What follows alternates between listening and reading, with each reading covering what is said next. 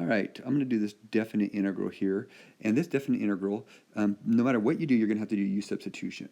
But with the definite integral, with U-substitution, sometimes you can do it where you change the interval, and sometimes you do not have to change the interval. I'm going to talk about both ways. So first of all, we set the denominator to be u. Take the derivative of that, that's there in the blue, multiply both sides by dx, divide by -2, and from there, you now know that dx is going to be du over -2. All right, so I replaced this with u for both of these, are exactly the same. I pulled the 5 out front, and I put dx is now du over -2. So those are both exactly the same. The difference is this one I'm changing the interval. This one I don't even have an interval. I'll come back to that one. So this one, I put in 3 to the u, and I put in 1 to the u. That's my both interval. This is a and b. All right, so this top one becomes -5. The bottom one becomes -1. All right, I pulled the -2 out front.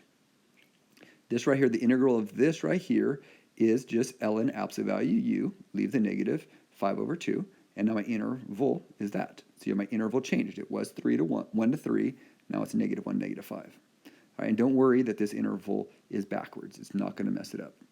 All right, so now what we do is we play -5 and -1. You can see it right there. All right, absolute values, make those positive. This one ends up being 0, and then there's your answer. So that's if we change the interval. Do you notice we never went back to x here? We never saw the x.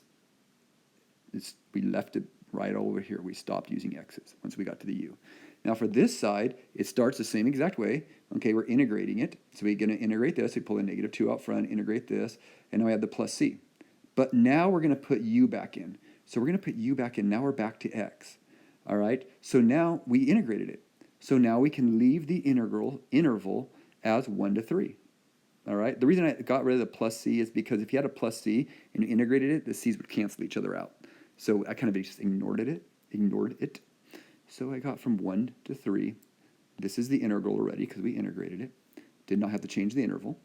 Now when we plug those numbers in, you can see here we plugged in 3 and we plugged in 1.